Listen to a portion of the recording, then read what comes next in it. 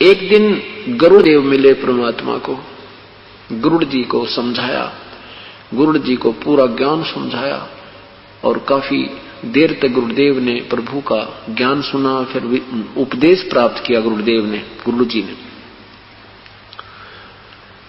अब जब पूर्ण ज्ञान गुरु जी को हो गया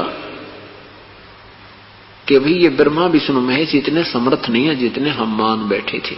एक दिन क्या हुआ कि इस गरुड़ जी ने ब्रह्मा जी से कहा कि आपकी पावर इतनी नहीं है, क्योंकि ब्रह्मा जी अन्य देवताओं को, ऋषियों को प्रचार कर रहे थे वेद का, और मैं ये कर देता हूं, हमारी इतनी पावर है, हम ये कर देता हूं, मैं सृष्टि रचता हूं, फलाना करता हूं। गरुड़ जी खड़े होकर कहने लगे महापुरुष कि हे भगवान, आपकी पावर नहीं है, आप स्वयं नाशवान हो, आपकी जन्म मृत्यु होती है, आपको स्वयं मालूम नहीं आप कहां से उत्पन्न होगे, आप समर्थ कहां से हो, वो परमात्मा कोई और है, वो सर्वशक्तिमान है।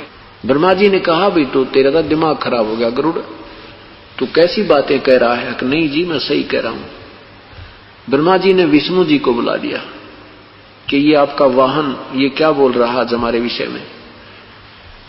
तो गरुड़ जी ने उनसे भी कहा कि आप समर्थ नहीं हो, आपकी जन्म मृत्यु होती है, आपकी पावर सीमित है, वो परमात्मा विसीमित पावर का है, उसकी पावरलेस जो है, उसकी जो है ना एंडलेस पावर है, इन्फिनिटी शक्ति है, और वो सबका मालिक कोई और है।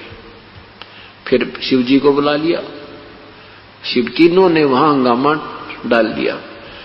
गरुड़ जी कहने लगे आपको नहीं यकीन होता है तो माता जी से पूछो। दुर्गा के पास पहुंचे चारों के चारों। अब गुरुदेव ने कहा माता सच बताना, आज आप पंचायत के अंदर खड़ी हो, हमारी एक अर्ज है आपसे। तब उसने माता ने कहा भाई वो शक्ति कुछ न्यारी है, गरुड़ झूठ नहीं बोल रहा। तो तीनों ने कहने लगे गरुड़ और माता जी की एक सलाह होगी है, ये ऐसे अपनी अपनी हाँक रही हैं और हम जो चाहे सो कर सकते हैं। गरुड़ बोल तेरा क्या काम है? वहां से उठकर विष्णु जी के लोक में आकर तीनों विराजमान हो गए। गरुड़ जी ने कहा कि एक पाताल लोक में एक बालक की मृत्यु होगी है, उसकी आगे जीवन शेष नहीं है और आप उसको जीवित कर दोगे। गरुड़ कहा कि ला कहां वो बच्चा? नीचे से पाताल लोक से लेकर के गरुड़ जी उसके पास पहुंचे और कहा कि ये करो इस बालक को जीवित। अब उन्होंने धर्मराज बुला लिया, ब्रह्मा विष्णु महेश ने धर्मराज को बुला लिया। वहीं पर धर्मराज से प्रार्थना की कि इस बच्चे का जीवन बढ़ा दो। धर्मराज ने कहा नहीं, इसका आगे मनुष्य जीवन शेष नहीं है, इसका जीवन बढ़वाना है तो आप अपना जीवन दे दीजिए। कोई सा अपना जीवन कौन दे, इतना कौन शर्मा दर्द करे? तो कहने लगा ये जीवित नहीं हो सकता, ये तो परमेश्वर के हाथ में बात है। तो क्या बताते हैं, मुक्ति का मार्ग जोर है कोई देखो सत्संग करके। ब्रह्मा विष्णु महेश ने किया सत्संग गरुड़ के साथा। ब्रह्मा विष्णु महेश ने किया सत्संग गरुड़ के साथा। तीनों देवा न्यू कहने लगे हम सर्व लोक विदाता। ये तीनों देवता न्यू कहने लगे हम सर्व लोक विदाता।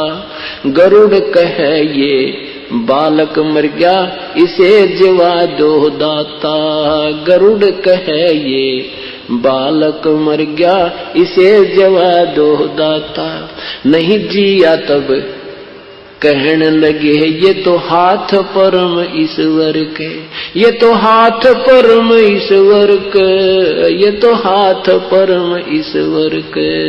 मुक्ति का मार्ग जोर है कोई देखो सत्संग करके। इस वीडियो में परम ईश्वर के बारे में जिक्र आया है कि वह परम ईश्वर है जो कि पूर्ण समर्थ परमात्मा है, जो आपकी आयु बढ़ा सकता है। तो उसी परमेश्वर का गुणगान ऋग्वेद मंडल नंबर 10 सूक्त 161 मंत्र 1, 2 तथा 5 में किया गया है।